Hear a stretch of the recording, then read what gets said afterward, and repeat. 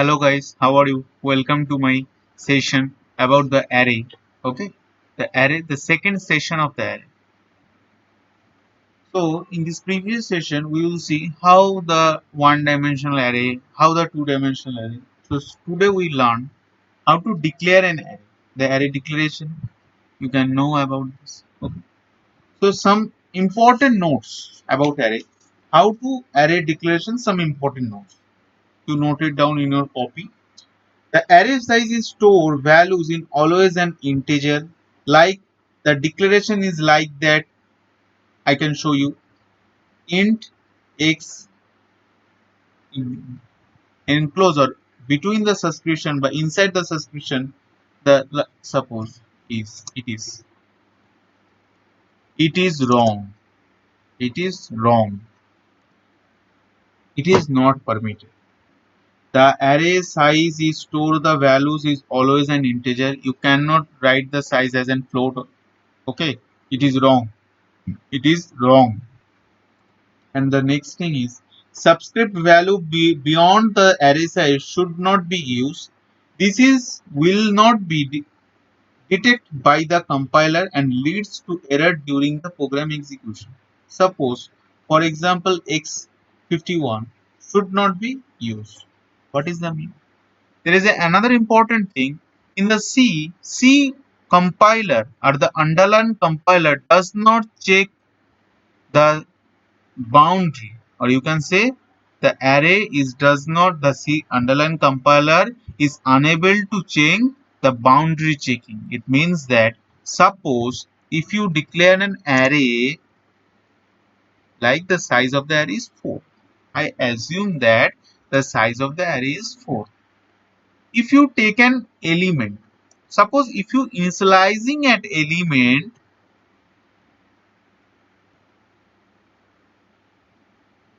9, so it is wrong.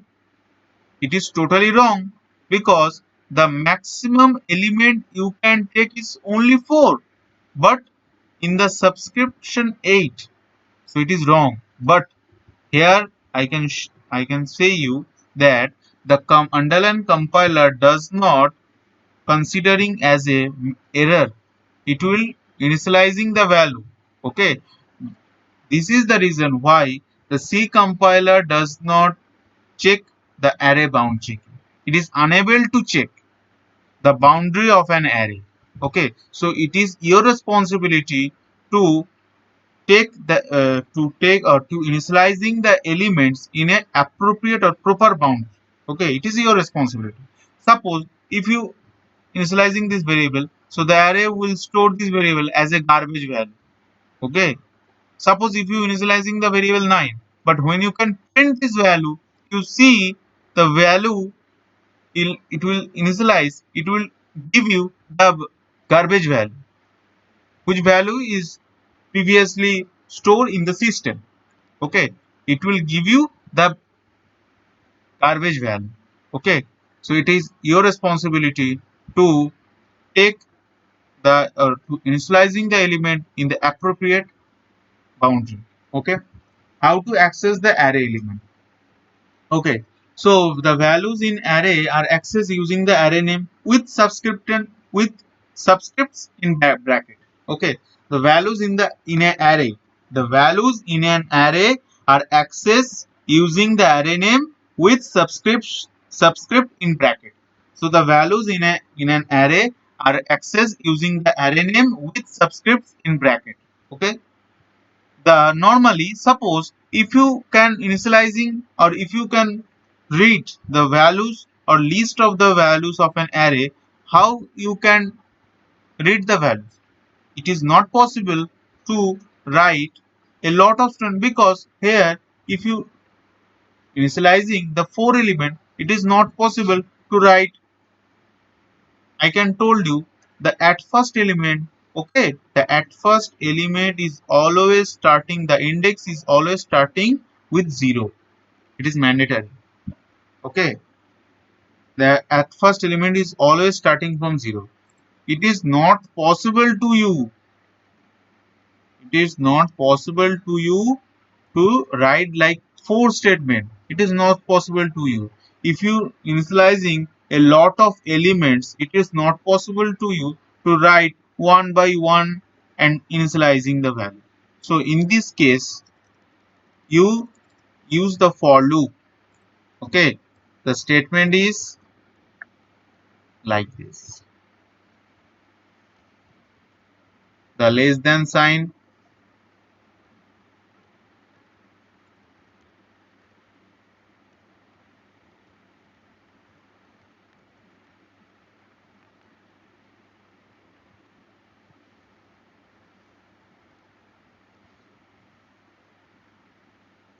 Okay, it is the statement how you can access the array elements one by one using the array name and the subscription with in bracket. Okay, in this a in this way you can access the one by one array element.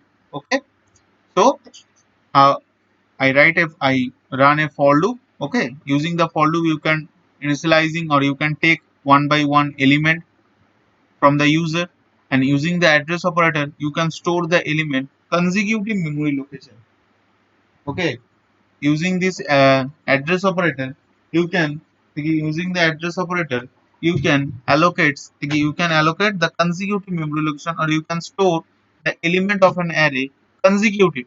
Okay, so this is the procedure how you can how you can store the elements of an array in consecutive way. Okay, so that is after this the how where the elements are stored in the primary memory, or you can say the main memory or the RAM. Okay, in this the if you notice here, I am write a big mistake. What is this? I write the printf statement. The printf statement is used to printing anything in the console window, or you can say the output screen. Sorry, it is my default.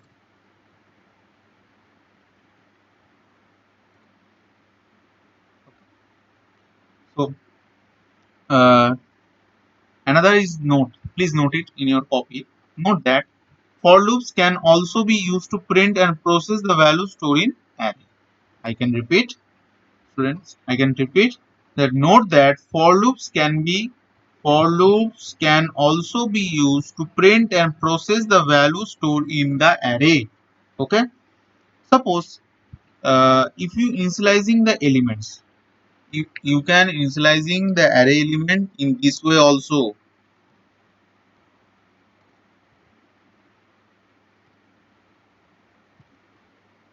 1 comma 2. In this way you can initializing the variable. Okay, there is no problem. Suppose if you initializing the variable in this way, the variable are automatically stored in consecutive memory location. In this way the variables are automatically stored in consecutive memory location. Okay, so that is the initializing the value in the array.